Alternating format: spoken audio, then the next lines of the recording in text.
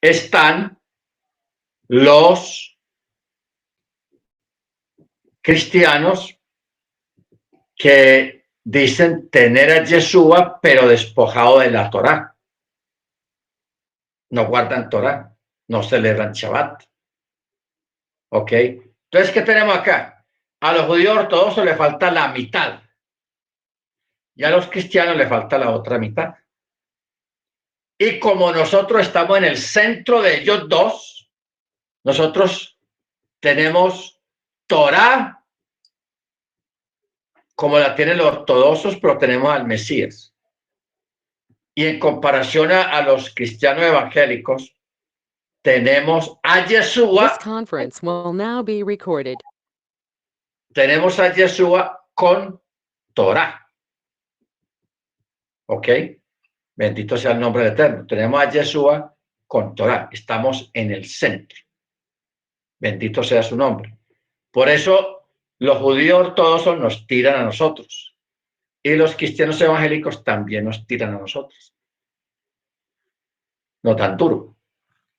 ¿Ok? Pero hay que soportarlo porque en un momento dado, después de que se cumpla este texto y será predicado el evangelio del reino en todo el mundo para testimonio a todas las naciones, o sea, un llamado a los descendientes de la casa de Efraín, de la casa de Israel, que están esparcidos por todo el mundo en los pueblos, en las naciones, un llamado para que despierten. No todos se van a arrepentir, no todos van a venir, no todos van a hacer techubá. Porque, por ejemplo, el hermano Freddy, la hermana Ruby, el hermano Michael, la hermana Erika, la hermana María, la hermana Adriana, la hermana Yanira, la hermana Careis, el hermano Álvaro, nosotros tenemos más familia, pero más sin embargo nosotros estamos solos. O sea, gran parte de nuestra familia no está haciendo el techubá.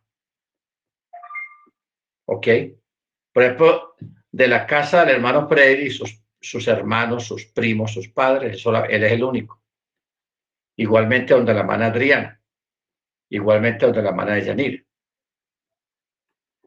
igualmente donde el hermano Álvaro, donde la hermana María, del hermano Michael, de la hermana Ruby. Todos tenemos hermanos y tenemos hermanas, pero ellos no han querido. Nosotros sí. ¿Ok? De pronto más adelante algunos de ellos quieran hacerlo y lo logren. Baruch Hashem, que lo hagan. Pero por lo general, hermanos, nosotros siempre nos toca así. Estar en el centro de la polémica, estar en el centro de ser alejados, separados de la familia por causa de la Torá, por causa de la Torá. Pero cuando se anuncie, cuando se lee la última oportunidad en los pueblos, a las naciones, a través del sonido del shofar. Por eso es muy importante que los hermanos varones hagan la forma de ahorrar dinero y conseguirse en un shofar, porque la clave está en el sonido del shofar. ¿Ok? Y los que estamos encargados de esparcir el sonido del shofar somos nosotros. Yo sé que los que no tienen shofar se desbaran usando YouTube, una grabación en el celular o en la computadora, pero nosotros necesitamos es un shofar natural, un shofar que suene de forma natural, no de electrónica ni de tecnología, no, algo natural, que usted lo tenga en la mano y lo ponga a sonar como corresponde. Bendito sea su nombre. ¿Por qué? Porque recordemos que la venida del Mesías, él viene con sonido de shofar. La Torá, cuando fue dada en el monte Sinaí, fue dada con sonido de shofar. Eso fue lo que escucharon los hebreos, son un shofar gigantesco que estaba sonando, pero con palabras audibles y entendibles.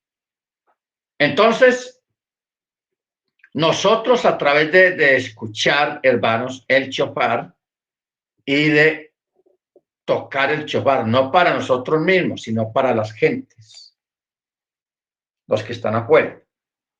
Hay que tocar el shofar. ¿Ok? Y nosotros somos los llamados para realizar esta labor de tocar el shofar. Baruch Hashem. ¿Para qué?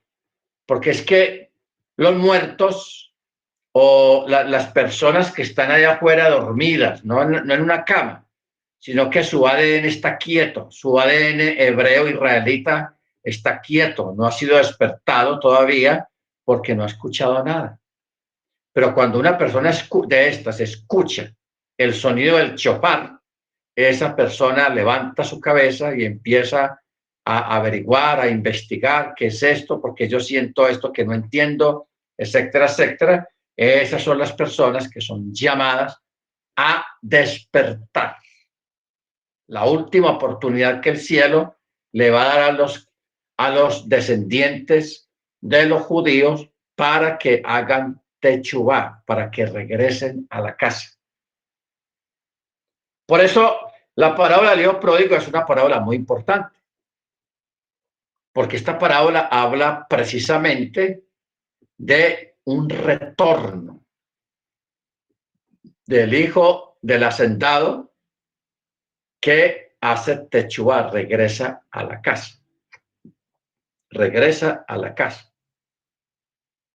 Entonces, cuando uno lee los detalles, porque lo importante de todo esto, hermanos, es leer los detalles. No leer a la carrera, sino los detalles. Primero, el primer detalle es que él regresa y el papá lo recibe y lo abraza, aunque él viene maloliente, viene sucio, pero el papá lo abraza porque es su hijo. Que eso fue precisamente lo que hizo Yeshua cuando él tocaba, aunque estaba prohibido por la misma Torá, él tocaba a los leprosos. Él permitió que lo tocara gente que no debía tocarlo técnicamente por cuanto él era rabín, era un kadosh. Pero él tenía que hacerlo y tenía que permitirlo porque esa es la única manera de remitir el pecado de este tipo de personas. ¿Ok? Baruch Hashem. Entonces, mis hermanos, luego viene bañarlo, que es el tevilá, vestido nuevo, que es como dice Pablo, despojados del viejo hombre y vestidos del nuevo hombre creado según Mashiach, o sea, vestidos de Yeshua HaMashiach. Póngale calzado y póngale un anillo. O sea, ese anillo significa el nuevo pacto. El nuevo pacto. Cuando Yeshua levantó la copa ya en el Seder de Pesach, él dijo, esta es la copa del nuevo pacto, la sangre del nuevo pacto, la cual es derramada por vosotros. Amén. Luego viene la matada del becerro gordo, que representa la vaca roja. O sea, todos esos detalles de ese relato del hijo pródigo son muy importantes y son relatos netamente, hermanos, hebraicos, netamente israelitas. ¿Ok? Todos los detalles, no hay nada gentil, no hay nada católico, no hay nada, no hay. Todo es puros detalles de carácter de Torá. Bendito su nombre. Bueno, luego en el verso 15 dice, por tanto, cuando vean el Beit Hamikdash o en el Beit Hamikdash, la abominación desoladora de la que habló el Nabí, el profeta Daniel. Y entre paréntesis dice, el que lee, entiende. El que lee, entiende. Este texto, hermanos, es muy interesante. ¿Por qué? Porque si cuando venga la abominación desoladora, según la teoría cristiana, ya la iglesia no va a estar acá, supuestamente. Entonces, ¿cómo van a poner a la iglesia a leer el libro de Daniel si la iglesia no va a estar para ese momento? Entonces, no tiene lógica.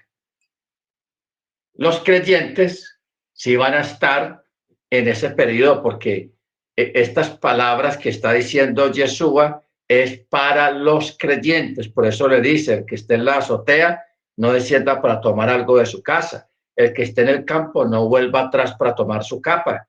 Y hay de las que estén encintas y de las que críen en aquellos días. Y oren, pues, para que su vida no sea en invierno ni en día de reposo, en día de Shabbat.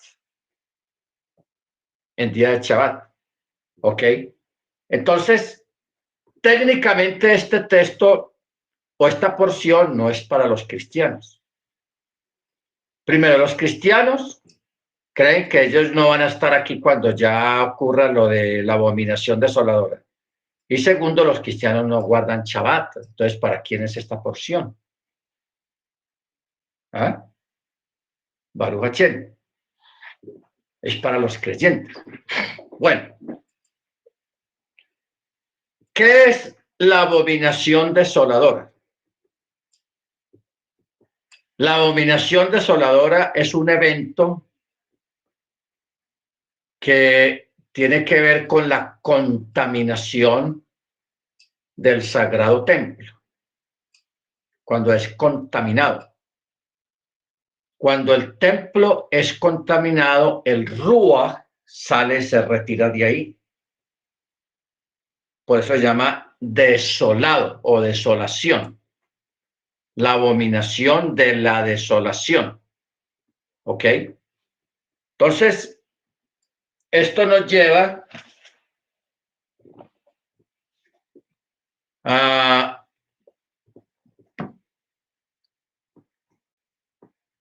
nos lleva al libro de Daniel, capítulo 9. Vamos a mirar Daniel, porque es que Daniel ya vio esto.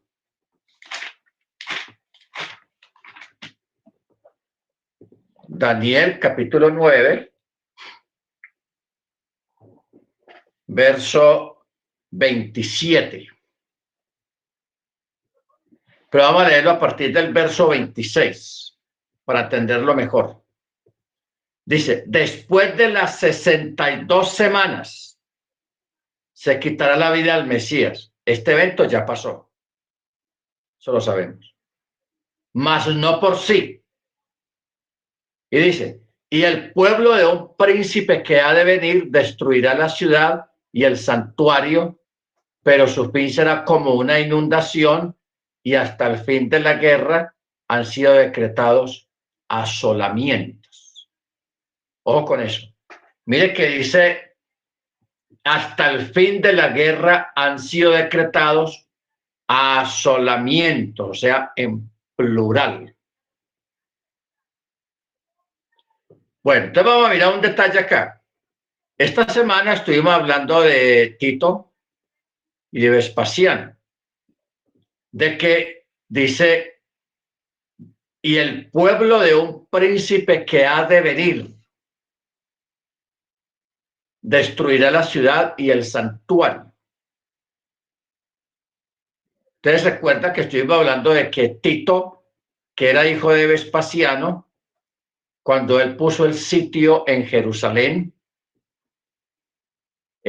hubieron las situaciones que se presentaron allá en Roma, en la capital del imperio, y mataron a César y pusieron como emperador, como César, a Vespasiano, el papá de Tito.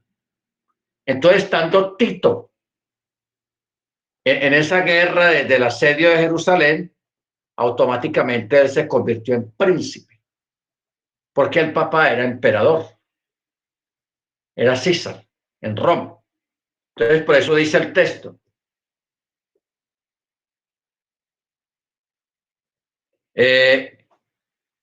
Y el pueblo de un príncipe que ha de venir.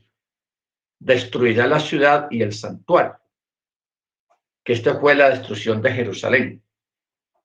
Ya vimos algo esta semana sobre eso, cómo ocurrió, muchas cosas terribles que pasaron. De esto lo que está hablando acá.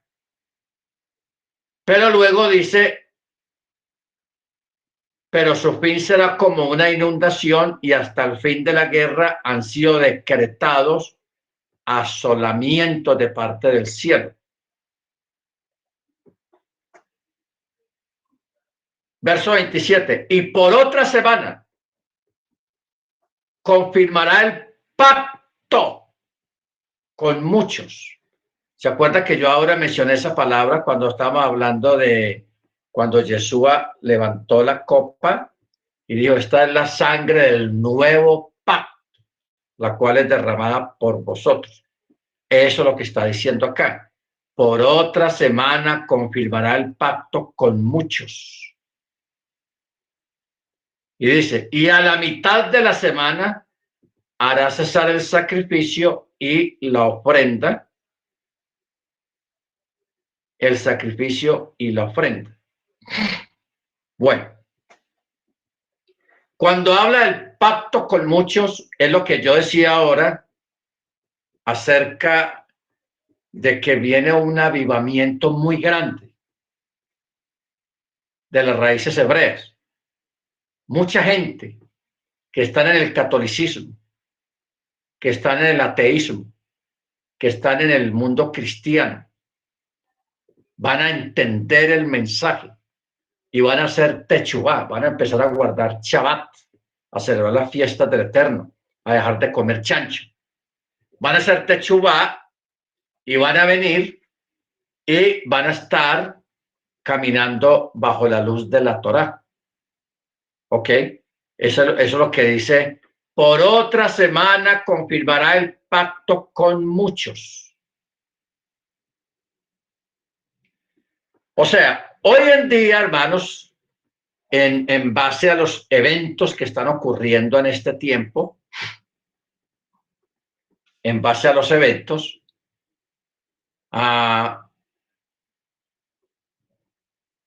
hay mucho teólogo, escatólogo y mucho estudioso de la Torá.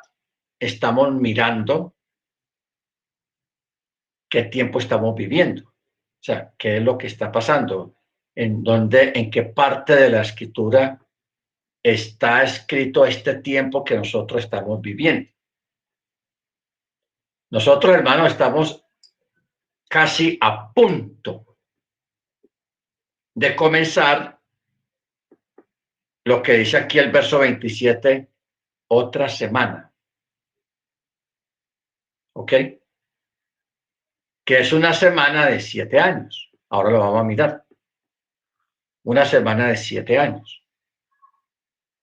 ¿Ok?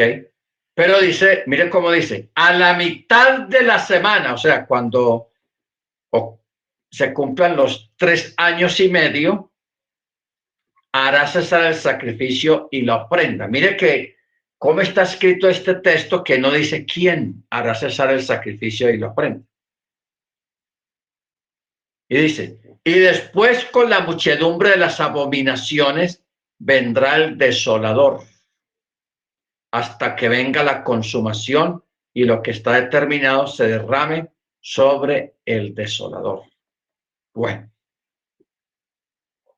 bendito su nombre.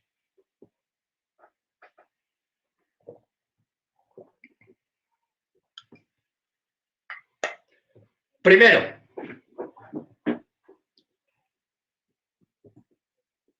ustedes saben que estamos a las puertas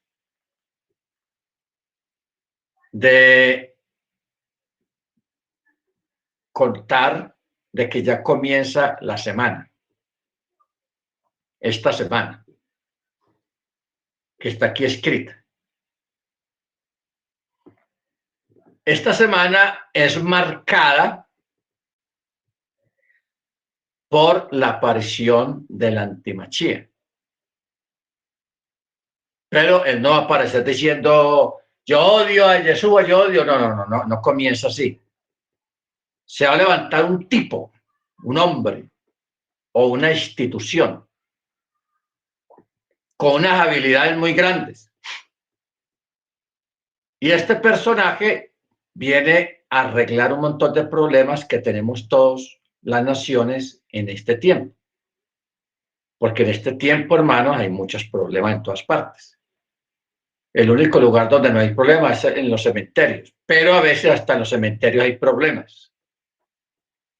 Ustedes saben que en la India, por causa de una extensión de la plaga, apareció una variante muy fuerte y ya la gente murió mucha gente y está muriendo mucha gente en la India. Pero también teniendo en cuenta que la India es uno de los países más poblados del mundo y de mucha pobreza, ignorancia también. Entonces, ¿qué pasa? Que ha muerto tanta gente que los han enterrado de cualquier manera en la tierra y hace 2 semanas cayó un aguacero tenaz allá en la India que fue tanta el agua que los cajones o los cadáveres de la gente que ya habían enterrado se salieron a la superficie.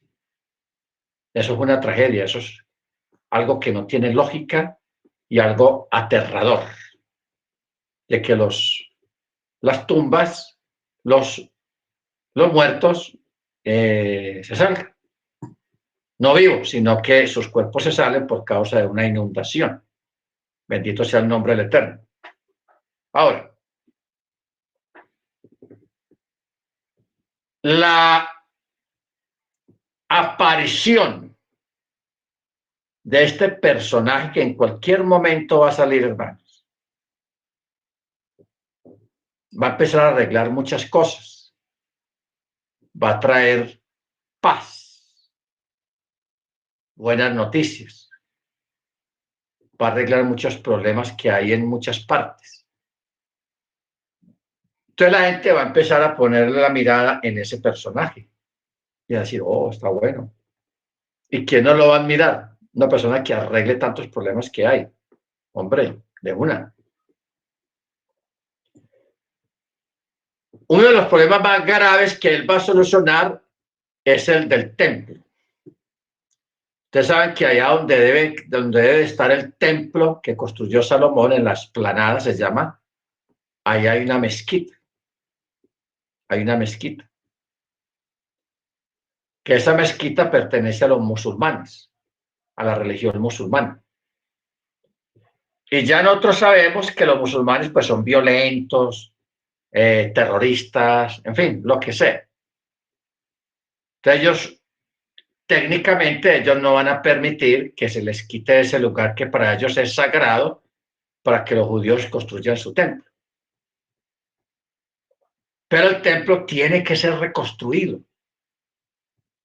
No en otro lugar, no, vea, porque no lo va a hacer en tal parte, no, tiene que ser ahí, porque ese es el lugar que el Eterno eligió desde la antigüedad. O sea, el Eterno es un Elohim de palabra y él no va a cambiar que por quedar bien con los musulmanes, no, entonces tranquilo, ustedes tengan su cosita, su cosa ahí, su santuario ahí, que yo hago el templo en otra parte. No, eso no funciona así. Así no funcionan las cosas. Ese es el lugar donde tiene que quedar el templo. Mire que una de las causas de la tragedia en la Segunda Guerra Mundial, el Holocausto o el Shoah, en hebreo se le dice el Shoah, fue porque en esa época, antes de la guerra, en Alemania era donde más judíos habían, en la diáspora, era en Alemania.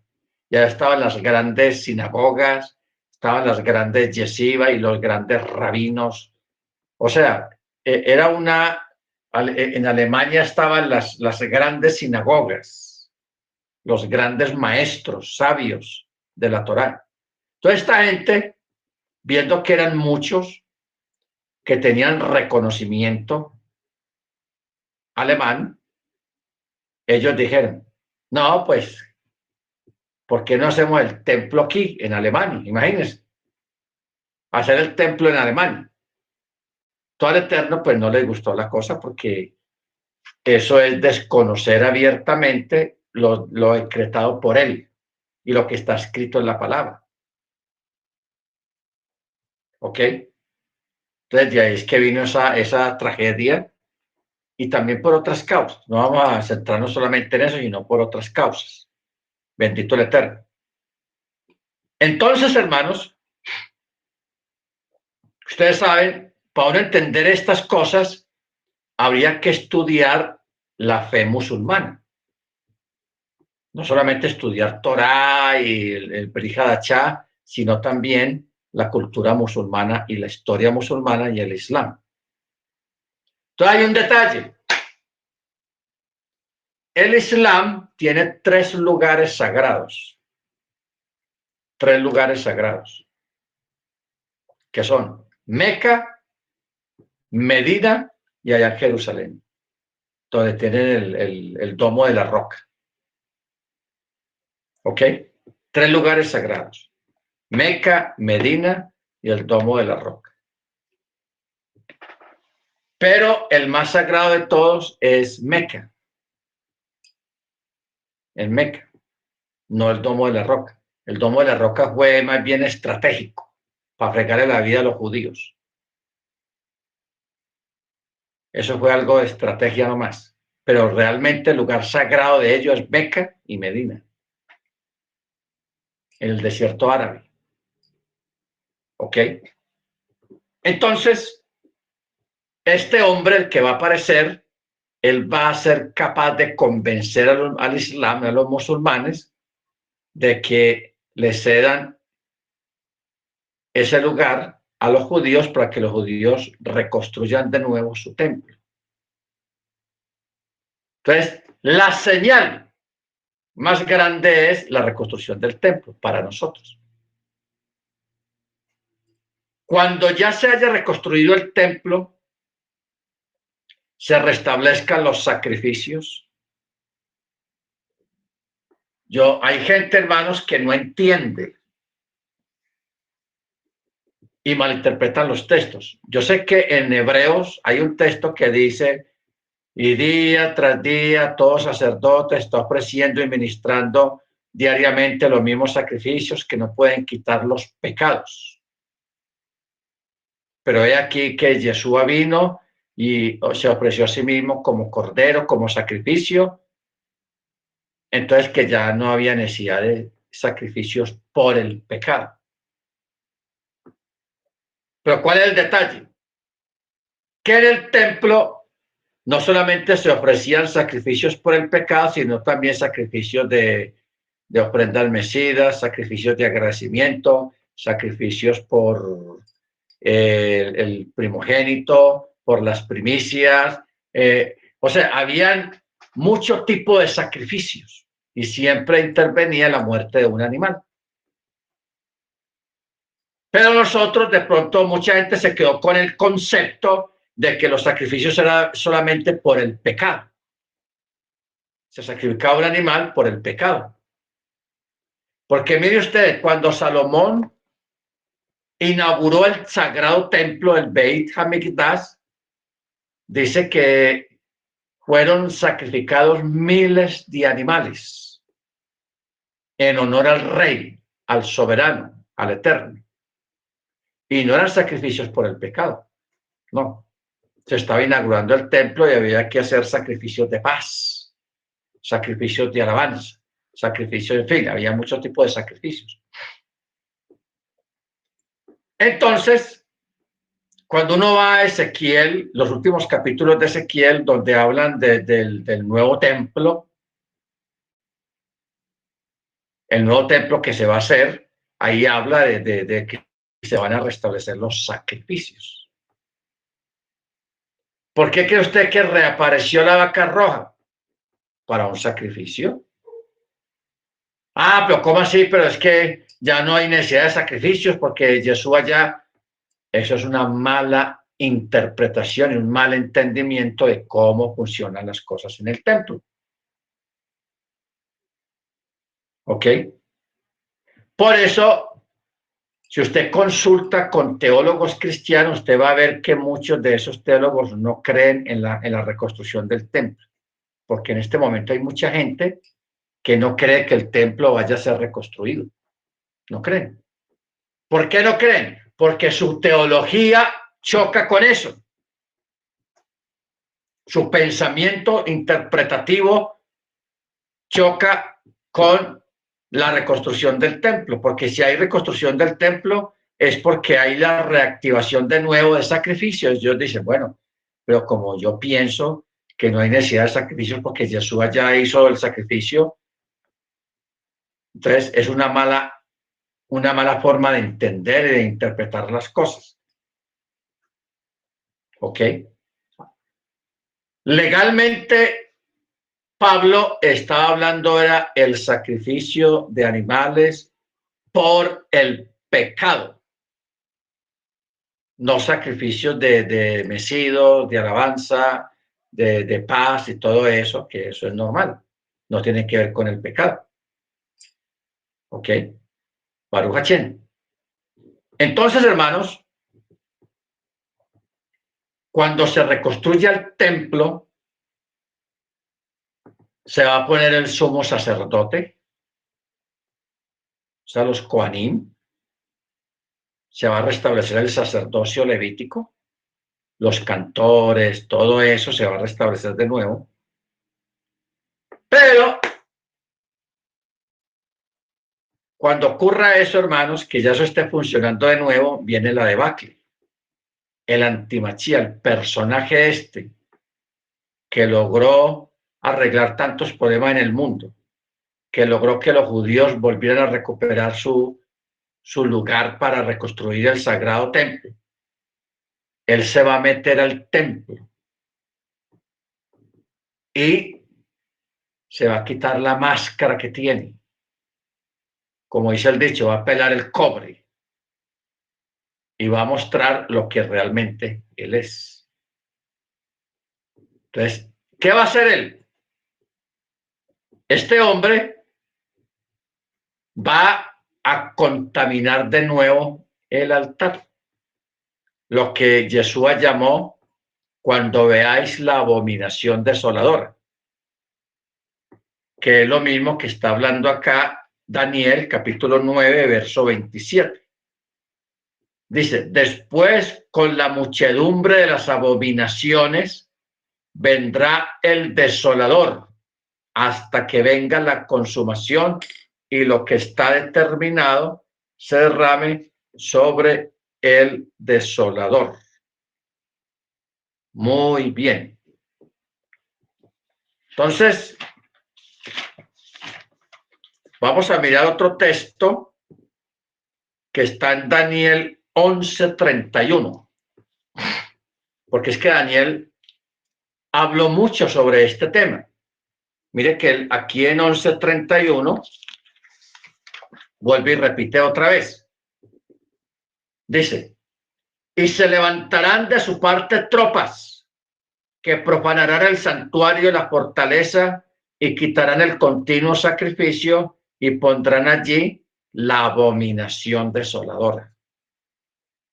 ¿Ok? La abominación desoladora. Luego, en capítulo 12,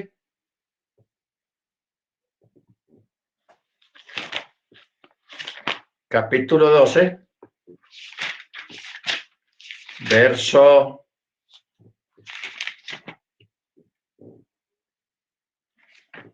11, dice, y desde el tiempo que se ha quitado el continuo sacrificio para poner la abominación desoladora, habrá 1290 días. Ok. Daniel habla 3 veces de la abominación desoladora. Entonces vamos a mirar, hermanos, porque a veces pensamos que está hablando de un evento, de un mismo evento, pero en diferentes tiempos. El primero de Daniel 9:27 está hablando del fin. de la abominación que se va a realizar en el fin de los tiempos, o sea, dentro de poco. Luego, el de Daniel 11. Daniel 11:31 está hablando de nuevo, pero mire cómo comienza. Y se levantarán de su parte tropas, o sea, ejércitos, soldados, que profanarán el santuario, la fortaleza, y quitarán el continuo sacrificio y pondrán allí la abominación desoladora. Esto fue lo que ocurrió con Antíoco Epífanes. Este texto del verso 31, capítulo 11, está haciendo referencia a lo que hizo Antíoco Epífanes, que esto ocurrió unos 150 años aproximadamente antes de Machía, o 100 años antes de Machía, ocurrió este evento. ¿Qué hizo Antíoco Epífanes? Llegó con su ejército, mató a la mayoría de los sacerdotes que estaban allí, entraron extranjeros al santuario, al lugar santo, al lugar santísimo, o sea, profanaron eso, y para darle pica a los israelitas, a los judíos en Jerusalén, ofreció un marrano, un chancho, un cerdo en el altar. Entonces, semejante contaminación, hermanos. Primero, entrar extranjeros en el sagrado templo, que eso estaba prohibido. Que entre alguien al lugar santísimo, que entre alguien al lugar santo, hermano, eso es espantoso. Y que de sobremesa ofrezcan en el altar un cerdo. Entonces, eso es la abominación desoladora. La presencia del Ruach se aparta de ahí. El espíritu salió de ahí. Claro, Antíoco Epífanes, él puso sacerdotes extranjeros, imagine usted, a que siguieran administrando en el templo. O sea, él no lo destruyó, simplemente sacó a los sacerdotes originales, abominó el lugar, el santuario, ofreciendo un cerdo, pero él, de todas maneras, él puso sacerdotes extranjeros griegos allí para que siguieran ofreciendo los sacrificios, pero ya de cuenta de ellos. Entonces, muchos judíos no celosos ni conocedores de la Torá siguieron yendo al templo. No, es que hay sacerdotes. Sí, pues que los sacerdotes no son judíos, no son de la ascendencia de Aarón, no son Coanim, son griegos. ¿Ah? Y mire que el santuario está contaminado. Y los únicos que lo pueden cacherizar o descontaminar son los mismos sacerdotes, pero sacerdotes originales, no chiviados, ni Mickey Mouse, no chiviados. Entonces, hermanos, esta situación duró varios años allá en Jerusalén, hasta que los celotes, los macabeos, se organizaron y lograron sacar de nuevo a los griegos de ahí. Antíoco Epífanes lo sacaron de ahí tallado, y luego pues ya regresaron los sacerdotes originales, el sumo sacerdote, para santificar y purificar el santuario de nuevo. Entonces, este texto 31, capítulo 14, capítulo 11, es el evento que pasó allá. Pero el que hay en el capítulo 12 de Daniel, en el verso 11, ya de nuevo tiene que ver con la abominación al fin de los tiempos.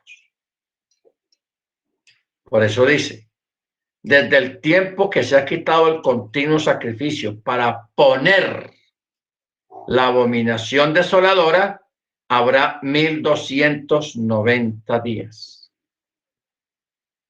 1290 días.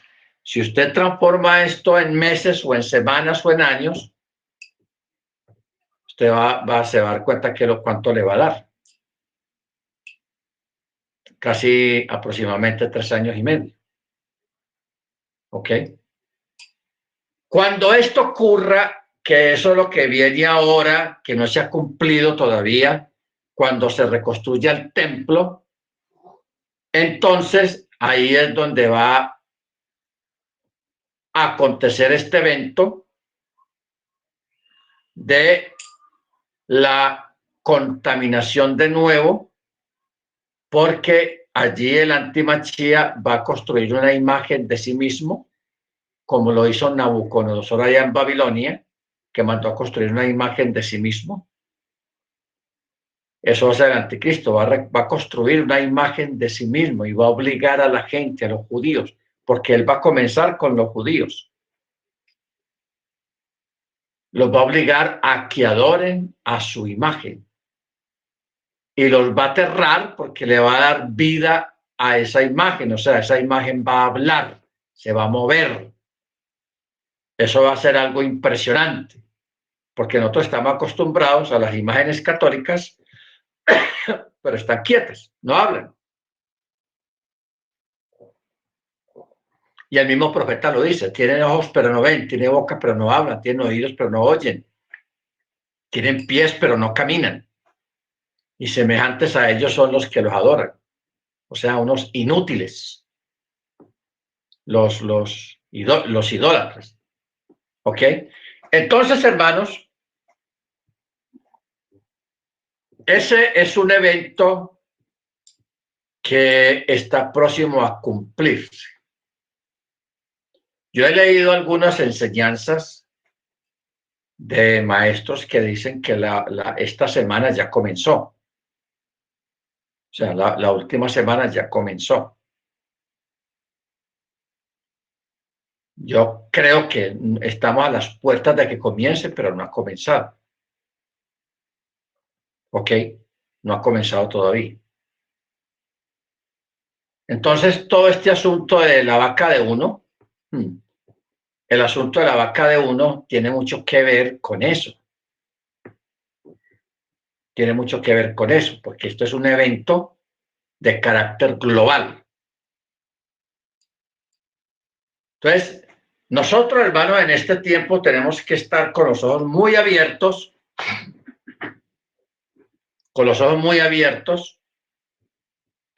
en cuanto a los eventos que estén ocurriendo en el mundo y examinarlos a la luz de la palabra. Que pasó algo en Alemania, que pasó algo en Estados Unidos, que pasó, o sea, estar pendiente de todas esas cosas, porque estamos en un tiempo muy delicado y cualquier cosa que pase hay que tenerlo en cuenta para mirarlo a la luz de la profecía bíblica. Amén. Bendito sea su nombre. Entonces, hermanos, uno de los eventos más tenaces tiene que ver con la abominación desoladora. Ahora, hay una pregunta. ¿Cómo los creyentes pueden ver la abominación desoladora si ya no están en la tierra? ¿Se da cuenta? Si hay un rapto de verdad, si hubiera un rapto antes de la tribulación, entonces, ¿cómo los creyentes van a ver la abominación desoladora? Buena pregunta. ¿Y cómo los creyentes van a estar leyendo el libro de Daniel si ya no están acá? Entonces, claramente no hay un rapto aquí, porque si lo hubiera, ¿por qué necesitaríamos el libro de Daniel u otro libro si hubiese un rapto pretribucionalista? Bendito el Eterno. Ahora,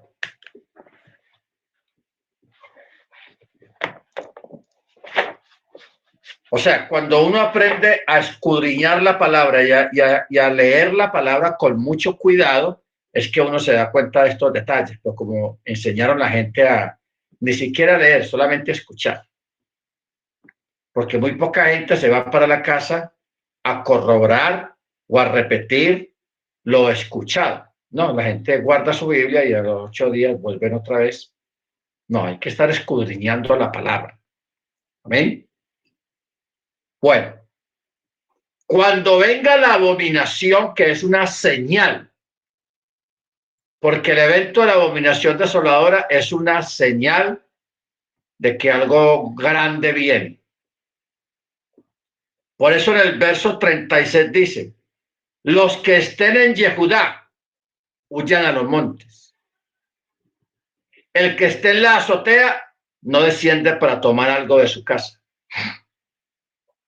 El que esté en el campo no vuelva atrás para tomar su capa.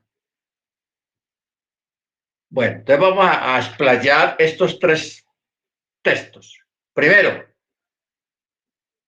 los que estén en Yehudá huyan a los montes. ¿Por qué menciona Yehudá y no dice los que estén en Jerusalén o los que estén, sino que menciona la tribu de Yehudá? Usted sabe que la tribu de Yehudá representa a los ortodoxos, a los judíos ortodoxos. Entonces, aquí está hablando de que la huida no es solamente para los creyentes en Mashiach, sino también para todos aquellos que guarden Torah, y la orden es huyan a los montes. Huyan a los montes. Es una palabra lacónica, una expresión corta y lacónica. Pero ¿qué quiere decir eso de huir a los montes? Que hay que buscar refugio y esconderse en el monte, porque el monte va a ser el único lugar que le va a dar seguridad al creyente, donde se va a sentir. No dice vaya para la ciudad, no, salga de la ciudad. Porque en un lugar donde la gente en ese tiempo, los creyentes, van a estar vulnerables, van a ser presa fácil, es en las ciudades. Pero si usted está en el monte, si usted vive bien retirado o está en un monte, no es fácil de hallar, no es fácil de encontrar. Y si lo hizo con discreción, con tiempo, entonces te va a ir bien. ¿Ok? Ahora, ¿qué representa? ¿O cómo tomaríamos nosotros en este tiempo este acto de huir a los montes? Ustedes saben que desde hace muchos años, al menos en Estados Unidos y Canadá, mucha gente de una forma discreta, por no decir que en secreto, ha construido lugares bajo tierra, lugares muy seguros, a prueba de bombas atómicas, a prueba de muchas cosas, etcétera, etcétera. ¿Ves? Estas son personas que su economía las ha permitido económicamente, pues construir un búnker. Pero estos búnkeres solamente para asuntos de una guerra atómica, porque cuando estaba la Guerra Fría entre Estados Unidos y Rusia, la gente le tenía miedo a la Tercera Guerra Mundial, a una guerra nuclear. Ese era el máximo miedo que había hace unos 30, 40 años en el mundo. Que se desatara una guerra nuclear, que eso acababa con todo. Entonces mucha gente en prevención se construyeron búnkeres, escondrijos debajo de la tierra, etcétera, etcétera. Pero por otro lado, mucha gente de iglesias cristianas, otros de raíces hebreas, de la Torá, conscientes de esto que estamos leyendo acá, ellos no han esperado o no van a esperar que llegue la hora de salir corriendo sin saber por dónde se van a ir, sino que más bien se están previniendo,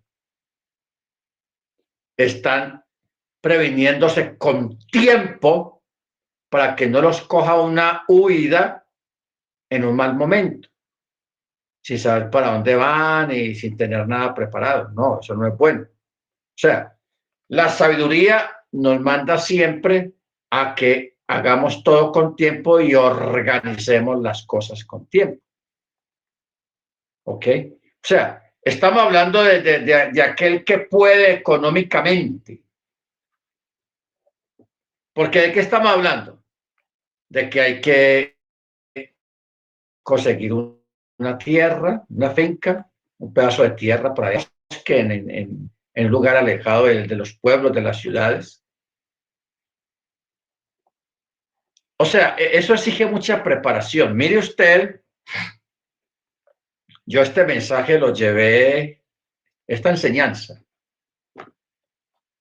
a los hermanos de Atlanta, hace aproximadamente unos 12 años.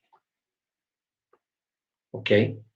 Ellos eran una congregación de corte pentecostal, los hermanos de Atlanta, y el Eterno me permitió ir donde ellos, ayudarles a hacer la transición a las raíces hebreas, o sea, del pentecostalismo a las raíces hebreas.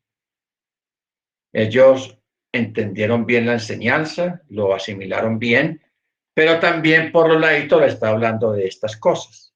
Huyan a los montes. Entonces se les dio, yo les di muchas ideas. Claro, lo principal de todo es comprar un predio, un terreno fuera de la ciudad, en un bosque.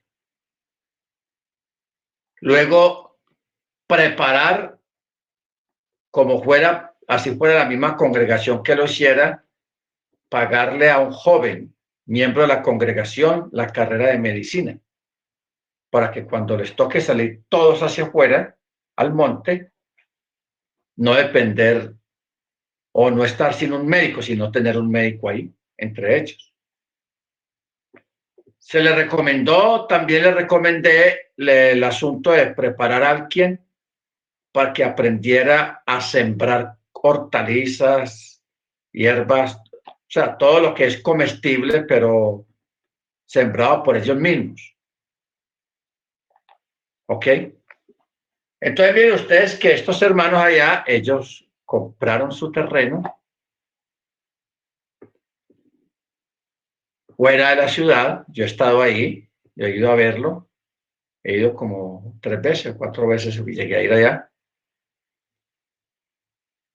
Un terreno con agua, con una quebrada, ya están sembrando y ya tienen una joven que ya casi va a terminar la universidad, la carrera de medicina. Ya casi le va a terminar, una doctora. O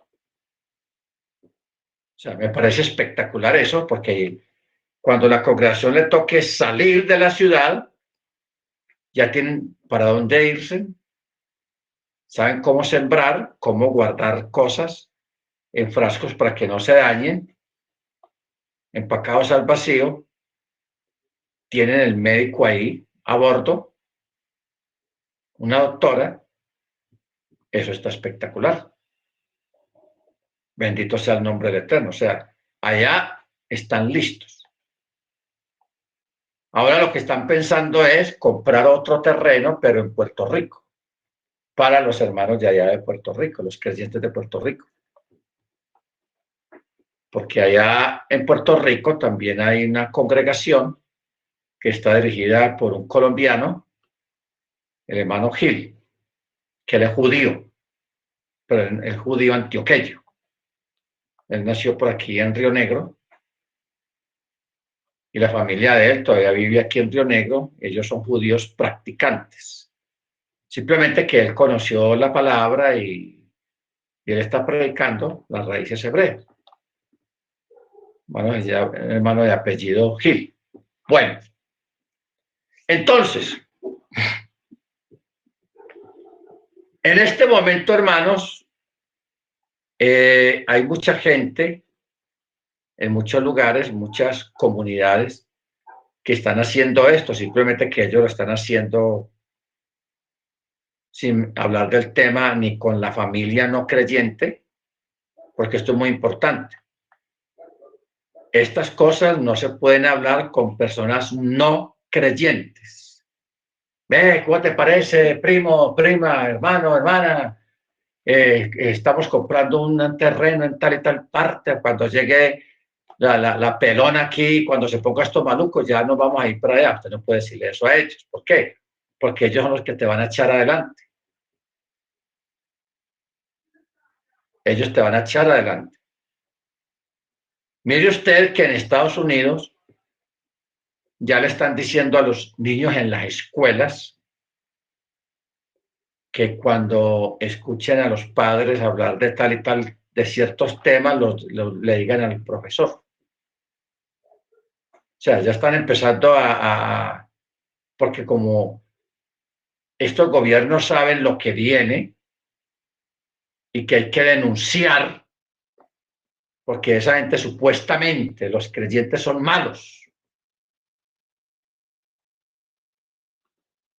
Entonces, están preparando el terreno. Entonces, por eso usted no puede decirle a nadie, manejar eso con discreción. Si usted se consigue un predio, una finquita, no le, para usted irse volase cuando llegue la hora de salir volado de la ciudad, usted no le diga que nadie sepa lo que usted está haciendo ni lo que usted tiene. Secreto. Porque, mire que si nosotros leemos el verso 15, dice, por tanto, cuando vean en el Beit Hamikdash la abominación desoladora de la que habló el profeta Daniel, o sea, cuando se vea la abominación, lo que está pasando en el templo, ¿qué dice? Los que estén en Yehudá huyan a los montes. El que esté en la azotea no descienda para tomar algo de su casa. Y el que esté en el campo no vuelva atrás para tomar su capa. Entonces la gente se preguntará, bueno, ¿qué tiene que ver con lo que está pasando por allá a miles de kilómetros con lo que yo estoy haciendo acá, con mi vida aquí? Porque ese es el problema, hermanos. Que la gente no cree. Los mismos creyentes no creen en la palabra. No creen en la palabra. No creen en lo que está escrito. Entonces, ese es el problema. O sea, la señal se va a dar a miles de kilómetros. Pero aquí Jesús está diciendo, cuando vean que pase esto, porque eso el texto lo dice claro. Por tanto, cuando vean o se den cuenta de lo que está pasando, de la abominación desoladora, los hermanitos, las hermanas que estén a miles de kilómetros, huyan a los montes. O sea, llegó la hora de salir. Ah, pero es que no me están persiguiendo todavía. Yo voy a esperar que me persigan para yo salir. No espere que lo persiguen, porque si usted va a esperar a que lo persigan, de pronto no alcanza a salir. No alcanza a salir. O sea, la profecía, hay muchas profecías que están escritas, hermanos, pero el asunto es que no está el procedimiento, la forma. ¿Cómo va a pasar esto? ¿Ok? Ese es el problema. Entonces, ahí es donde se usa en la fe, en la palabra, en el Eterno y en la palabra. Si el Eterno dice, cuando esté pasando esto, salga. Pero usted dice, pero es que aquí yo veo todo tranquilo, todo está como normal. No, yo no me voy a ir todavía. No, si Yeshua, estas son palabras textuales de Yeshua, no son ni de Pablo, ni de Pedro, ni de Santiago, ni de nadie, de Yeshua. Es el que lo está diciendo. Si Yeshua lo dice, hermano, es por algo. Es por algo. ¿Ok? O sea, vamos por ejemplo a un evento que ya ocurrió, el establecimiento del nuevo Estado de Israel. O sea, cuando Israel volvió a ser una nación, un pueblo, que la hermana Niurka nos dio el texto. ¿Nacerá una nación en un día? Entonces, ¿qué pasó? La profecía está ahí, pero no dijo ni dónde, ni cómo iba a ser el proceso para que Israel volviera a ser nación de nuevo. No está el proceso, simplemente está el resultado, pero no el cómo se va a hacer eso. Así funcionan las cosas del Eterno. Nosotros sabemos dónde se realizó este evento para que Israel volviera a ser un pueblo de nuevo, su bandera, su patria y su himno nacional. Eso se hizo a miles de kilómetros de Israel. ¿Dónde? En New York, en la ONU, en la sede de la ONU. Allá fue el evento. Israel está de New York a miles de kilómetros. Porque cualquier despistado dice, no, eso va a ser aquí en Israel donde va a pasar eso. Entonces yo voy a estar pendiente, no, eso no fue allá. Ni tratemos nosotros de inventar tampoco. El evento ocurrió en New York.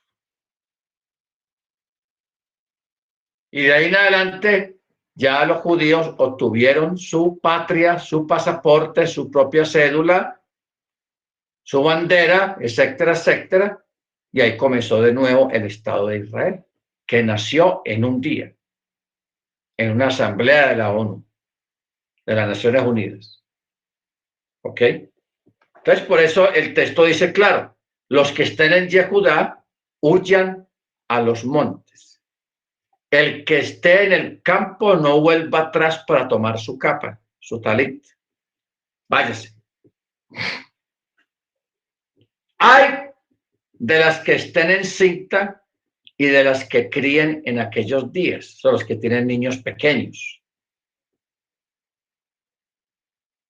Porque es muy duro uno huir con niños pequeños. Complicado. Por eso dice, hay. Luego en el verso 20 dice, oren para que su huida no sea en invierno ni en día de Shabbat. Para nosotros, en la cultura nuestra, por ejemplo, en México, los hermanos de Veracruz, nosotros aquí en Colombia, porque para nosotros un invierno son días lluviosos. Ah, que estamos en invierno, qué invierno, tanta lluvia. Eso es invierno para nosotros. Pero el invierno bíblico es el invierno que se pasa en Estados Unidos, que se pasa en Canadá y que se pasa en Israel. ¿Por qué? Porque en esos lugares están las 4 estaciones. Invierno, primavera, verano y otoño. Nosotros aquí, hermanos, no tenemos esas cosas. Nosotros no sabemos qué es una primavera, qué es un otoño, que se caen las hojas de los árboles.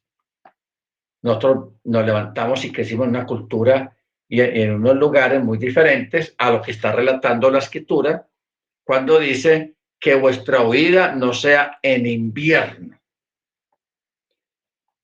Porque Israel está sometido a las 4 estaciones. Allá está la primavera, allá está el verano, allá está el otoño y el invierno. Que en invierno las temperaturas se bajan, cae nieve y todas las cosas que son típicas del invierno, especialmente la nieve y el frío.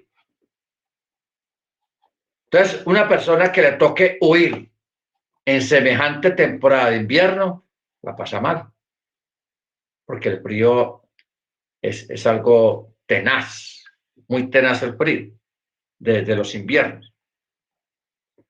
Pero también dice que vuestra huida no sea en invierno ni en el día de Shabbat, ni en el día de Shabbat. ¿Ok? Bendito sea el nombre del Eterno. O sea, se espera, hermanos, que los creyentes siempre estemos guardando Shabbat y lo estarán haciendo tanto en el tiempo antes como después de la tribulación. O sea, de que pasen estos eventos. ¿Qué nos da a entender esto? Que Shabbat es Shabbat y lo demás es cuento. ¿Ok? Shabbat es Shabbat. Bendito sea su nombre. Entonces, nada que ver que aquí haya un cristiano, un creyente cristiano, que esté involucrado en estos eventos, porque los cristianos no guardan Shabbat. Entonces, ellos están descalificados para decir de que ellos son el pueblo, por cuanto no están dentro de las características que está relatando aquí el mismo Yeshua. Entonces, es interesante tener en cuenta eso. ¿Ok? Bueno, ya aquí cambia, el verso 21 cambia.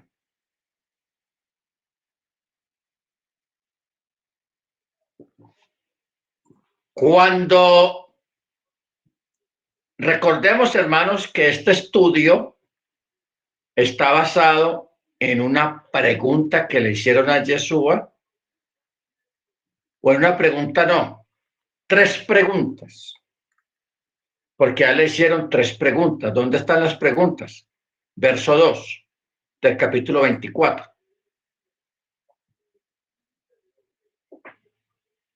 Perdón, el verso 2 no es.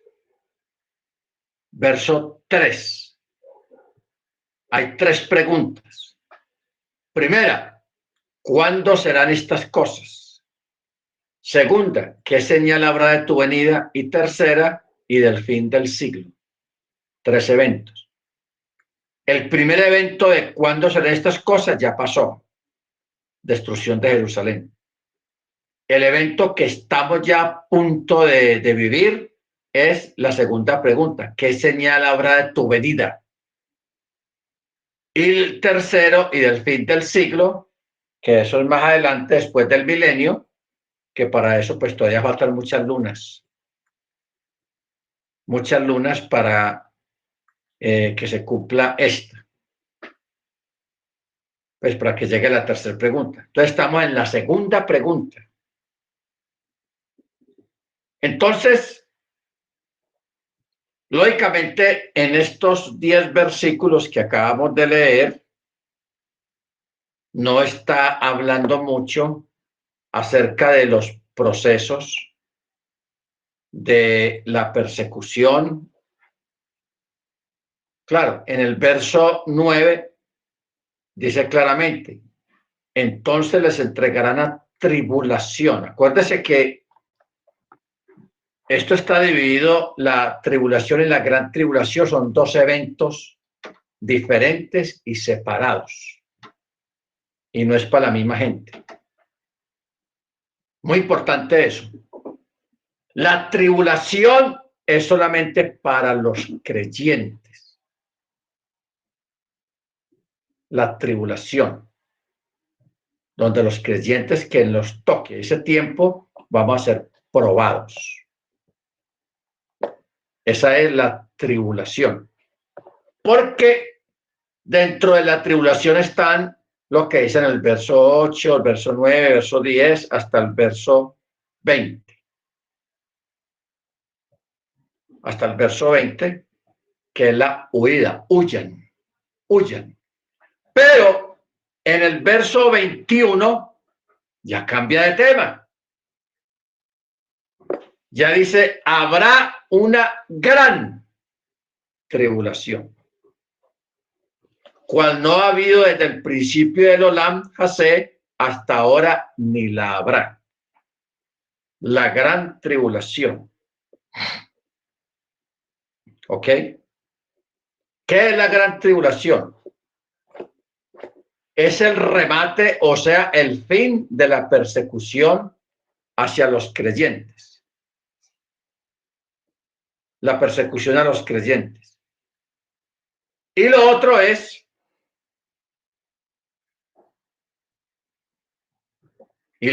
hermanos, que esta gran tribulación son los juicios del Eterno hacia las naciones paganas y donde el Eterno le va a cobrar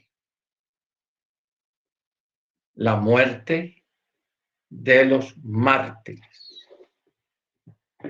Porque aquí en este texto, en esta porción que acabamos de leer, no habla los detalles. Los detalles están en otra parte. Libro de Apocalipsis. Libro de Apocalipsis habla, por ejemplo, en el capítulo 20, verso 4. Dice, y vi tronos, y se sentaron en ellos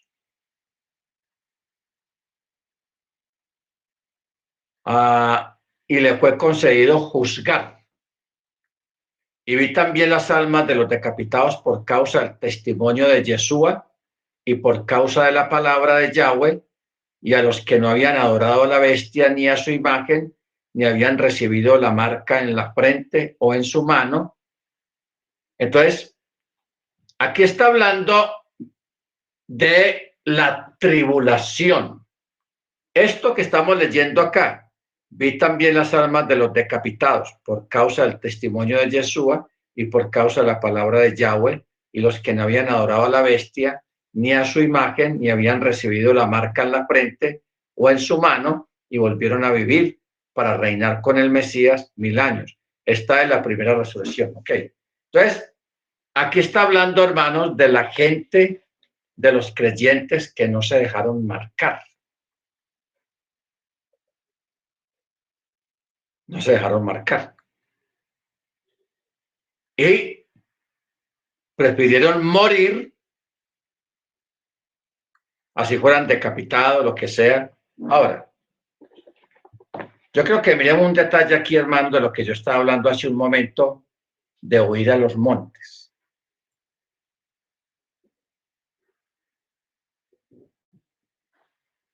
El huir a los montes es una opción que Yeshua está dando, y como quien dice, Yeshua está dando la opción y está dando la libertad.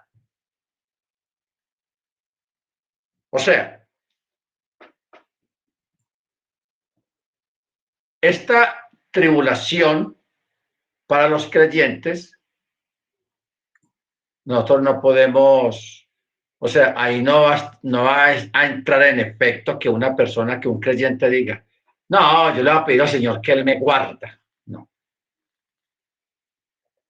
eso así no va a funcionar. El Señor nos guarda en este tiempo, pero va a venir un tiempo en que Él no va a guardar. ¿Por qué no va a guardar a nadie? Porque es un tiempo en que las personas van a ser juzgadas por su fe. Los creyentes van a ser probados en su fe. Vamos a mirar Joel 2:2, un texto que pusieron ahí. Manodago. Joel capítulo 2, verso 2. A ver qué dice. Dice, día de tiniebla y lobreguez, día de nublado y de densa oscuridad, como negrura que se extiende sobre los montes. Es un pueblo grande y poderoso, nunca hubo nada igual, ni lo habrá en muchas generaciones. ¿Ok? Tremendo texto. Y el otro texto es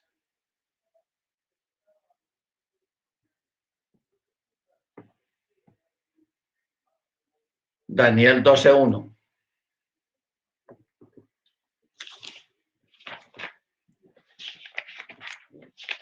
¿Qué dice Daniel 12:1? Dice, en aquel tiempo se levantará Maicón, o sea, Miguel, el gran príncipe que está de parte de los hijos de tu pueblo, y será tiempo de angustia, cual nunca fue desde que hubo gente hasta entonces. Pero en aquel tiempo será libertado tu pueblo, todos los que se hallen inscritos en el rollo. Muy bien, tiempo de angustia. Acuérdese que la semana antepasada estuvimos hablando de las angustias de Jacob.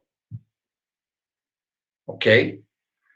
O sea, no vale, ni es sabio que un creyente diga, no, yo espero cuando venga la tribulación, yo sé que el Señor me va a guardar, Él me va a cuidar para que no me coja, no, eso no va a funcionar así. Esto es una cosa diferente, hermanos.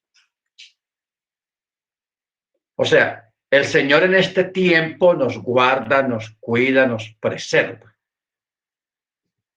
Pero Él también dejó reservado un tiempo de angustia, un tiempo de prueba. Porque yo pregunto, después de que Jesús se fue, que quedaron los apóstoles, todos murieron de mala forma. Unos murieron aserrados, o sea, partidos en pedazos. Otros murieron crucificados. Otros murieron quemados. Otros murieron pasados a espada. O sea, todos murieron, fueron asesinados en forma violenta. Entonces uno pregunta, qué pesar, vea, el Dios de ellos no sirve porque no es capaz de guardarlos. ¿Por qué no guardó a Pablo para que no lo mataran? ¿Por qué no guardó a Pedro para que... El único de los apóstoles que murió de viejo fue Johanán, Juan el discípulo amado. Él sí murió de viejo. Pero el resto de los otros murieron violentamente. Y yo pregunto, y pregúntese usted, ¿dónde estaba el Señor que no los guardó a ellos? Que vea cómo murieron. Eso es lo que estaba destinado. Y porque una cosa es uno ir a la cárcel por un delito por un delito que usted cometió, y otra cosa es ir a la cárcel por un delito que usted no cometió. Cuando toca, toca. Pero cuando hablamos de la tribulación, porque es que tenemos que entender de qué está hablando la Escritura. Va a venir un tiempo de tribulación para los creyentes. Y en un tiempo de tribulación para los creyentes, ahí no va a estar que el Señor te va a librar, que el Señor te va a guardar, que no va a permitir que te toque. No, cuando Él dice tribulación para el creyente, es porque usted va a ser tocado. O sea, esto que estamos hablando en este momento es muy delicado y hay que entenderlo bien. Hay que entenderlo bien. ¿Ok? Cuando se habla de tribulación para los creyentes, está hablando de eventos no buenos, muy desagradables, donde va a morir mucha gente. Mire lo que estaba hablando aquí en Apocalipsis capítulo 20. Vi también las almas de los decapitados por causa del testimonio de Yeshua y por causa de la palabra de Yahweh. O sea, van a haber decapitación. O sea, ¿qué es decapitar a una persona? Cortarle la cabeza. Cortarle la cabeza. Los que son especialistas en eso son los franceses, con la famosa guillotina, y los musulmanes, porque a los musulmanes les gusta mucho cortar cabezas. ¿Ok? Los musulmanes. Entonces, ¿qué pasa? Un creyente que no logró salir de la ciudad y empieza la persecución y agarran al hermano Pacho. El hermano Pacho, le van a decir, oye, deja eso de la Torá, deja eso de Jesús si querés vivir. Y él dice, no, para mí el vivir es Cristo y el morir es ganancia. Ah, sí, ¡juácate! Le cortan la cabeza. ¿Ok?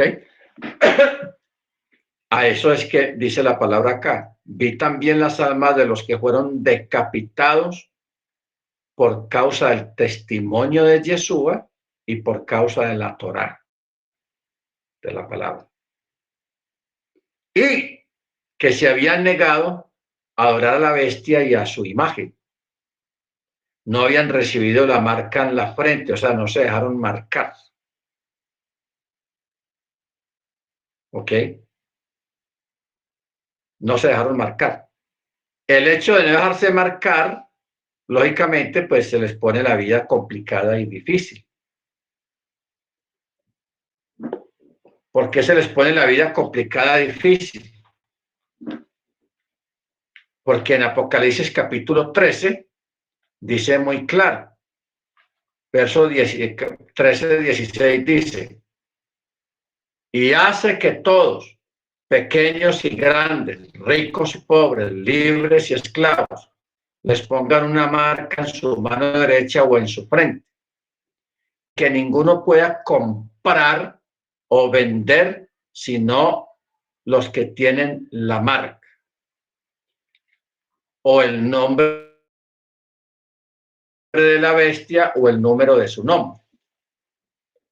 Yo leí, ahora me mandaron un WhatsApp, no me acuerdo quién, que decía que, bueno, aquí en Medellín, ya ustedes saben que el alcalde de Medellín, como ya se aproximan en este mes de agosto el desfile de silleteros, un evento cultural que hay acá muy grande, que solamente van a dejar entrar a los eventos la gente que tenga la vacuna. También en un pueblito en Córdoba, departamento de Córdoba, salió de que van a hacer van a haber unos eventos también allá y que le van a poner pico y placa, o sea, restricciones o pico y placa a los que no están vacunados. En fin, están inventando un montón de cosas en contra de los vacunados, la vaca de uno, los que no tienen la vaca de uno. Entonces, yo estoy analizando muy bien estas cosas y otras cosas, porque aquí dice, y que ninguno pueda comprar o vender si no tiene la marca. Si no tiene la marca. Ahora, si una persona hoy en día, no, es que yo necesito ir a la tienda o yo necesito viajar, yo necesito hacer esto, entonces yo me voy a poner la cosa esa porque yo necesito hacer estas cosas. O sea, esto, hermanos, lo que está pasando ahora puede ser un ensayo. Puede ser un ensayo para probar la capacidad de decisión que tienen las personas.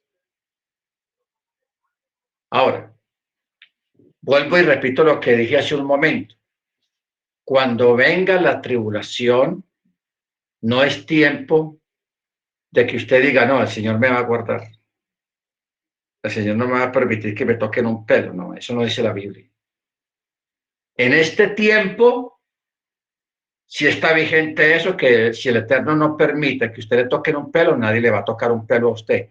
Pero cuando venga la tribulación, a usted le van a tocar un pelo, los dedos, los pies, todo. ¿Por qué? Porque eso es donde van a ser probados los creyentes. Es tiempo de tribulación. Y el Eterno va a probar nuestra fe y nuestra consagración y nuestras convicciones, a ver si nosotros o hablamos mucha cháchara o realmente somos creyentes genuinos, porque el creyente genuino se hace matar. Eso es lo que dice aquí Apocalipsis 24. Vi también las almas de los decapitados por causa del testimonio de Jesús. Aquí no está hablando de gente que cometió un delito, un robo, un atraco, un secuestro, un narcotráfico. No, simplemente su fe. Y dice, por causa del testimonio de Yeshua y por causa de la Torá. Y que no habían adorado a la bestia ni a su imagen, ni se dejaron marcar. O sea, por nada del mundo, cuando venga esa cuestión de la marca, del sello, ponerse eso, que por vivir, que por sobrevivir, que por conveniencia, esa persona se perdió. Esa persona se perdió. ¿Por qué? Porque hay un contexto de este texto que dice que todos aquellos que se dejaron marcar no les va a ir nada bueno. O sea, se van a perder. No hay salvación para ellos. ¿Ok? Baruch Hashem. Entonces, eso es lo que hay que prestarle atención, hermanos. Y estos que les toque este tiempo de morir por causa del Mesías, ¿qué dice? Esos son los que van a reinar con el Mesías 1000 años. Esta es la primera resurrección. ¿Ok? Esta es la primera resurrección. Entonces, hermanos, lo que yo quiero es que nosotros entendamos bien las cosas, porque Yeshua dijo una palabra muy dura. Y él dijo, el que quiera salvar su vida la perderá. Y el que la pierda por causa de mí, se está refiriendo a este evento que próximamente va a venir. Entonces, yo hablaba ahora con una persona. Mire usted la gente cómo es de floja. Llamémoslo flojera espiritual. Sí, flojera espiritual. ¿Qué quiere decir esto? De que aquí en Medellín hay un rabino de apellido Villegas. Él antes era pentecostal. De la pentecostal pasó a las raíces hebreas con Yeshua. Entonces él quería ya no tener el título de pastor, sino ser rabino. Entonces, el único lugar donde enseñan para rabino es en una comunidad judía, ortodoxa. Entonces se fue a estudiar allá, hizo todo, aprendió todo lo que se necesita para ser rabino, y cuando se iba a graduar, le dijeron, hermanito, para nosotros darle a usted el cartón de rabino, usted tiene que negar a ese Jesús, a ese Jesús. Tiene que negarlo. ¿Qué hizo él? ¡Lo negó! Ah, no. Si hay que, por el cartón, yo estoy dispuesto a lo que sea. Por un cartón, que esos 30, 40 años ya está, perdió el color, ya es un antique, ya es un papiro, que no sirve para nada. Pero hay personas que viven mucho de los títulos, de los cartones, hermanos. O sea, gente vacía. Gente vacía.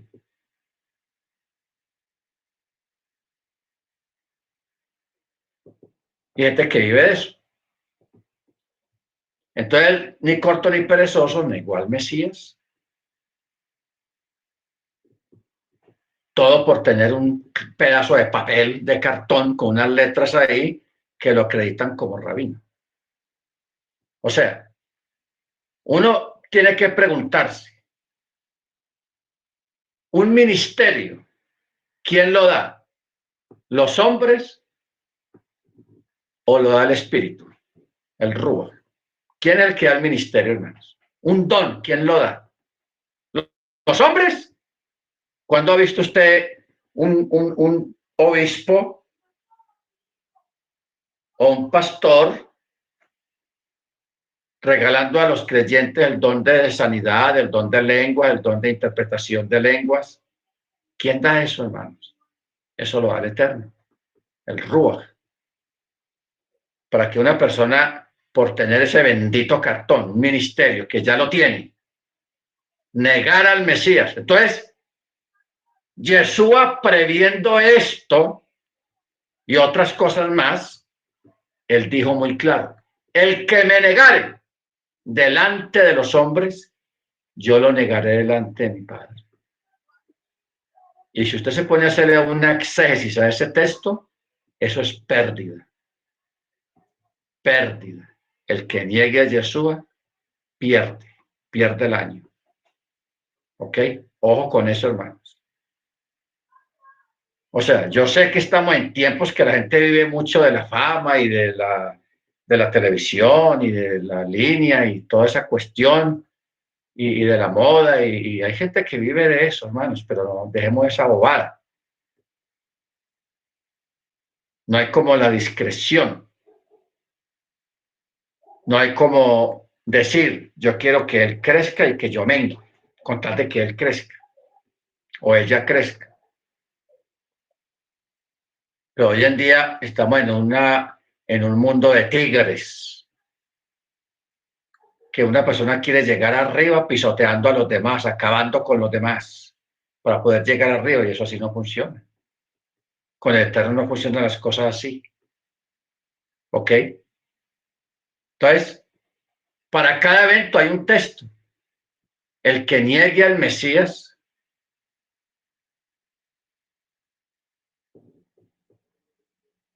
pierde el año. Porque ese mismo curso que hizo el hermano Villegas, yo también lo hice. Yo estudié en una yeshiva. Y a mí me dijeron lo mismo. Se aprobó satisfactoriamente y yo tengo todos los certificados medios de cada etapa. Y a mí me dijeron lo mismo. Si usted quiere recibir el certificado de rabino, tiene que negar a ese yeso. Yo dije, no, quédense con su carta. Quédense ustedes con el título ahí. Porque yo tengo muy claro, hermanos, de que un ministerio lo hace el Rúa, no los hombres. Los hombres lo ratifican en un púlpito, en un evento, en una convención, en un servicio especial. Ahí ratifican el ministerio y le dan un documento a la persona, un cartón. Y ya. Pero en sí, el que da el ministerio, el que da el don, es el Rúa, no los hombres. Si los hombres fueran los que dieran el don, pues hermano, a depender de los hombres. Pero hay que depender del Eterno porque Él es el que da el don. Amén. Bendito sea el nombre del Eterno. Baruch Hashem. Entonces, por eso es importante este texto de que la gente, los creyentes, prefirieron morir antes que les pusieran la marca.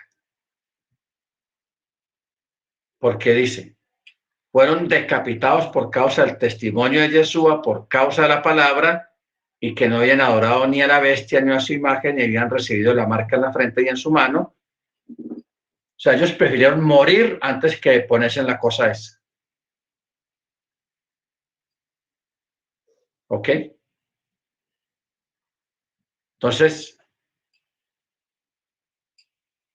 a eso hay que ponerle cuidado y esto es lo que estamos estudiando y mirando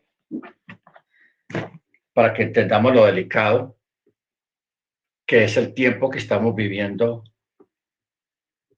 actualmente. ¿Ok? Baruch Hashem. Por eso, Yeshua nos dio opciones, menos negarlo. ¿Ok? Nos dio opciones, pero menos negarlo a él. Y él dijo, el que me niegue, yo lo negaré. Entonces, por eso, opciones. Huyan a los montes. Opciones. Que ojalá, para los que viven en esos climas bravos, como el hermano Álvaro, los hermanos en Estados Unidos o en Israel, que no sea en invierno. ni tampoco en Shabbat. Y dice, y salvo que esos días sean acortados, no sobreviviría carne alguna, pero por los elegidos y por el bien de los que son escogidos, estos días serán acortados. ¿Qué quiere decir de acortar los días?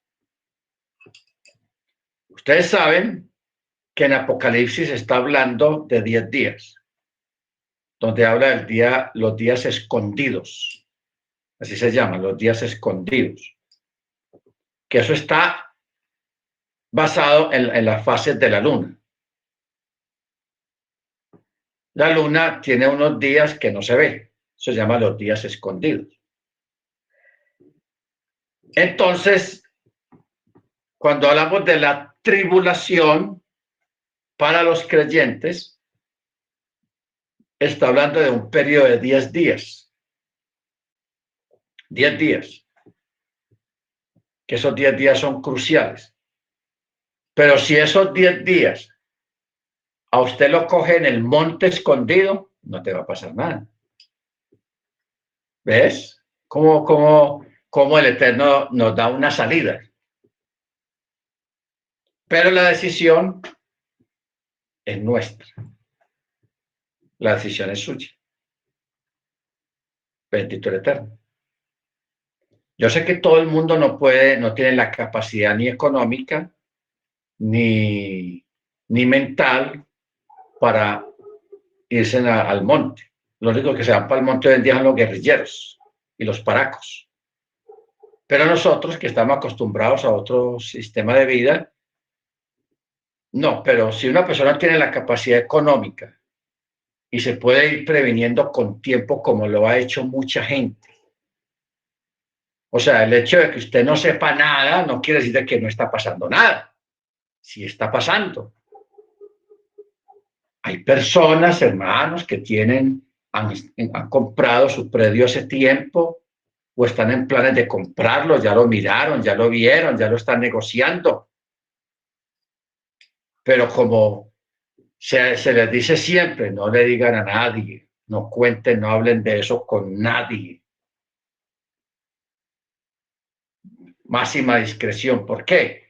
Porque cuando comience la persecución de los creyentes, la gente lo va a buscar a usted. ¿Y dónde está fulano? Ah, no, yo no sé, él se fue. Él dijo que se iba a mudar y no volvimos a saber de él. Que nadie sepa dónde usted compró su cosa, eso es lo mejor que hay. Que nadie sepa. Pero si usted le dijo a alguno, ese alguno te va a entregar. Porque eso es lo que dice la Escritura.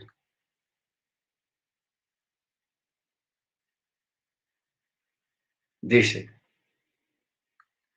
muchos tropezarán entonces y se entregarán unos a otros y unos a otros se odiarán. Ojo con eso. Entonces es mejor, si usted va a comprar su finquita, hágalo discretamente, que nadie sepa, porque si no te encuentran.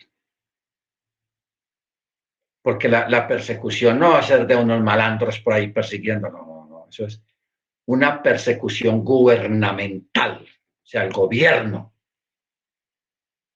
Eso lo va a hacer el gobierno, hermanos. Ah, que es que no han hablado nada de eso. No, todavía no han hablado nada de eso. En su momento lo van a hablar y lo van a decir. ¿Cuándo se iba a imaginar usted, hermanos, por ejemplo, esto el desfile de silleteros? Que se pare un alcalde aquí y decir, bueno, los que no tienen la vacuna, la vaca de uno, no pueden venir aquí a ver el desfile de silleteros. ¿Cuándo nos iba a imaginar una cosa de esas, hermanos? ¿Ah? O sea, la vida ha cambiado. Estamos viendo un tiempo muy diferente. Muy diferente. Si nos tocó vivir el libro Apocalipsis, nos tocó. Nos tocó, pero eso es que el Señor me guarda. No, al que le tocó, le tocó. Pero ya las decisiones las tomamos nosotros. Si usted dice, no, yo ya voy a hacerlo. Voy a comprar una finquita, un predio por allá bien lejos. Poco a poco voy a ir llevando cosas, voy a construir una cabaña, una casita y voy a aprender en el SENA, o al menos aquí en Colombia en el SENA, voy a aprender a cultivar, voy a aprender a hacer pan. Porque nosotros recién llegados acá, mi esposa hizo como 4 cursos en el SENA. Cultivar la tierra, o sea, crear cómo hacer abonos y todo eso, y cultivar la tierra y los diferentes tipos de tierra, repostería y panadería.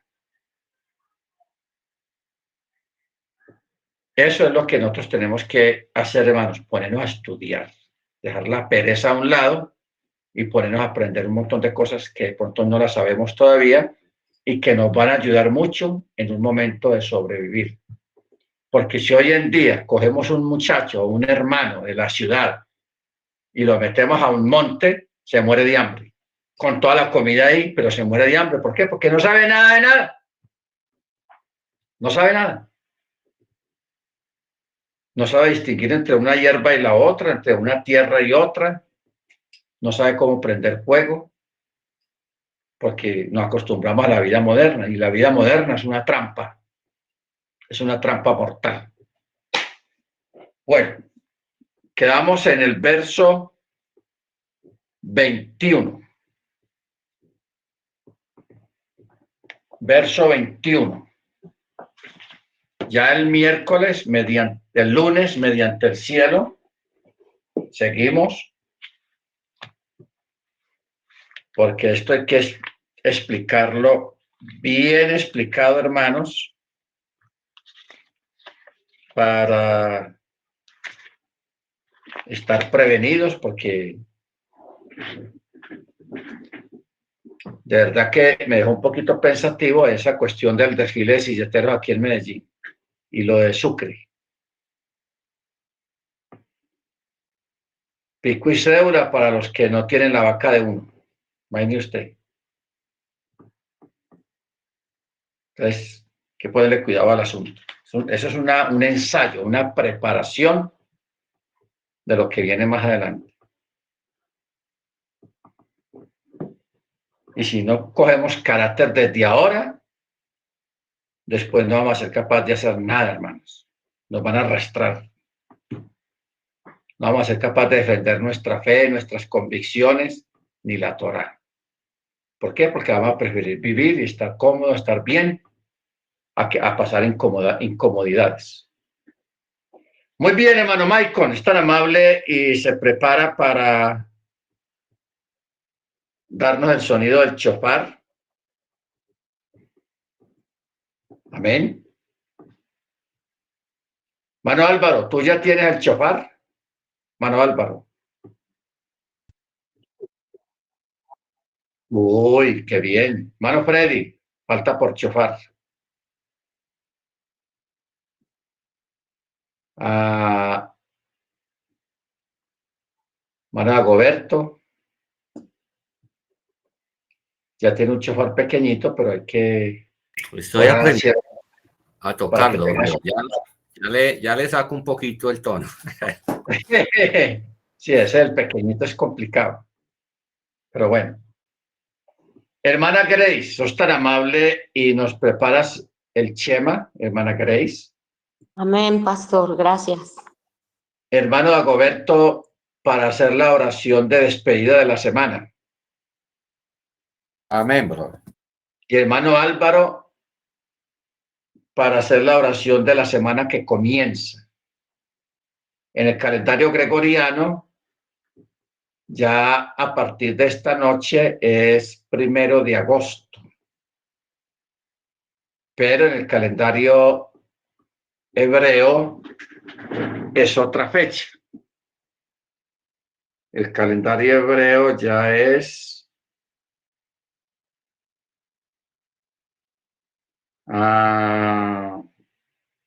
el 22 del mes de Av, el día 22, el mes de Av. Muy bien. Bueno, hermano Álvaro, yo voy a hacer la oración por las peticiones. Amén. Hay muchas peticiones. Bendito sea el nombre del Eterno. Hermano Michael, bien pueda.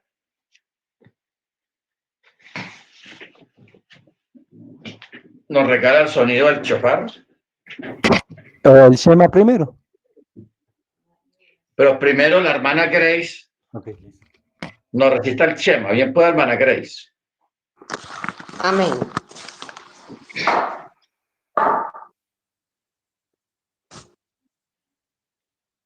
Shema Israel, Yahweh Eloheinu, Yahweh Echad, Baruch Shem Kevod, Malchuto Leolam Vaed. Escucha, Israel, Yahweh es nuestro Elohim, Yahweh uno es. Bendito sea el nombre glorioso de su reino eternamente y para siempre. Amén. Amén. Gracias, hermana. Hermano Michael.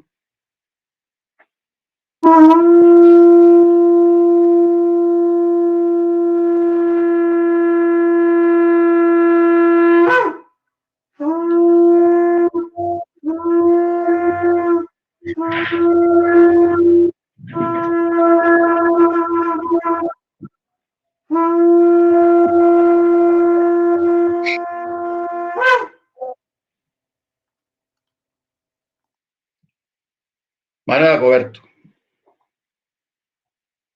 Eterno Señor de la gloria, bendito sea tu santo nombre desde siempre y para siempre. En esta hora, Abba Kadosh, estamos delante de tu santa presencia en el nombre de nuestro Yeshua HaMashiach, para darte gracias, eterno Señor, por todas tus bendiciones. Gracias por esta semana que nos has dado, Padre bendito. Gracias porque nos has protegido, nos has guardado, nos has librado de todo mal, de todo peligro, Padre eterno. Gracias, eterno Señor, porque nuestro Mashiach Yeshua nos protege, Padre eterno, y nos inculca el obedecer cada mandamiento, cada instrucción, cada decreto, Padre bendito. Te damos gracias por tu rajen, Padre eterno, en todo momento. Gracias por los momentos de felicidad, de alegría y también por los momentos de aflicciones. Entonces tú conoces, Padre eterno, que hemos vivido situaciones un poco difíciles aquí en la familia, pero gracias por tu infinita misericordia, por tu rajem, por tu shalom. Y te damos gracias, eterno Señor, que así como el oro debe ser probado, así también nosotros debemos ser probados y aceptamos y recibimos lo que venga, Padre bendito, pues sabemos que el Hakadosh de Israel está siempre con su pueblo, pues tú eres fiel a tus palabras, a tus promesas, y te damos gracias, eterno Señor, por los momentos de felicidad y también de aflicción. Tú eres eternamente y para siempre bendito, Padre eterno. Tú eres el mismo ayer, hoy, por los siglos. Te damos gracias porque nos has librado del contagio, de la peste destructora, y porque nos permites, Padre eterno, cada día respirar, estar en estos templos, Padre eterno, para alabarte y glorificarte hasta que tú lo permitas, Padre eterno. Te damos gracias, Avinu Malkeinu, en el nombre de nuestro Yeshua HaMashiach. Amén y amén. Amén. Vamos a inclinar nuestros rostros, hermanos, para escuchar la bendición sacerdotal en el nombre de nuestro don Yeshua HaMashiach. Yevarejeja Donai Beisimereja, Yaer Adonai Panaim, Eleija Bijuneja, Yas Adonai Beyasen Leja Shalom. Baruch Hashem Leolam Baed. Toda Rabá Adon Yeshua Hamachia. Amén. Hermano Álvaro, la oración por la semana que comienza es tan amable.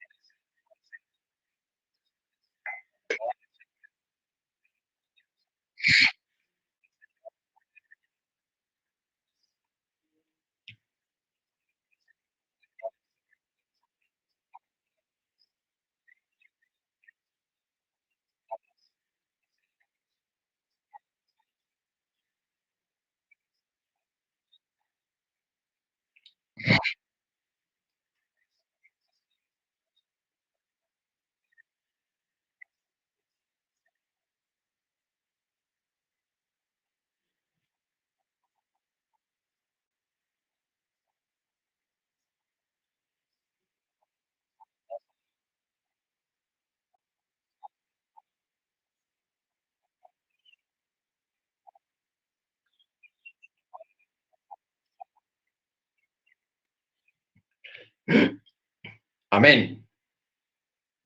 Vamos, hermanos, a orar por las peticiones.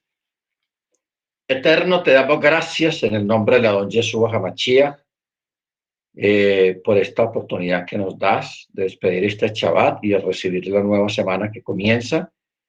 En esta hora te agradecemos por el hermano Aguilar, que lo has preservado, lo has bendecido, oh Padre Santo, y has depositado sobre él tu gran misericordia y tu gran bondad. Asimismo, te rogamos por Marta, por don Dago, por el hermano Dago, para que los bendigas, para que los guardes, para que continúe, Señor, restableciendo sus cuerpos, sus organismos, oh Padre Celestial. Hazlos, oh Dios mío, yo te lo ruego en el nombre de la don Yeshua, depositarios de tu bondad, de tu mano poderosa de sanidad, de restauración completa, Señor. Envía tu buen nombre sobre ellos, Yahweh Rafa, para traer sanidad, para traer fortaleza, para traer, Señor, tu buen nombre sobre sus vidas, para que haya un restablecimiento completo en la salud de ellos, Padre. Envía tus malajim para que sean guardados, Señor, todos mis hermanos, todas las familias, oh Padre Santo, fortalece nuestras convicciones, nuestra fe en tu palabra, en tus promesas y en todo lo que tú has hecho, estás haciendo y harás con cada uno de nosotros. Bendito es tu nombre eternamente y para siempre. Te agradecemos, Señor, porque nos has guardado, porque has provisto, Señor, para la mesa, Padre Santo. Asimismo, te rogamos, Señor, que así como nos has guardado hasta este día de la plaga, Señor, nos continúes guardando a todos los que esperamos en tu bondad y en tu misericordia. Grande es tu nombre en toda la tierra. Te damos gracias, oh Avinu Malkeinu. Te lo pedimos en el nombre de nuestro Adón, Yeshua Hamachia. Amén. Amén. Hermanos, Laila Tov para todos. Nos vemos el lunes Laila mediante Tov. el cielo. Ahí la tome, More. Gracias. Mana María, Laila Tov.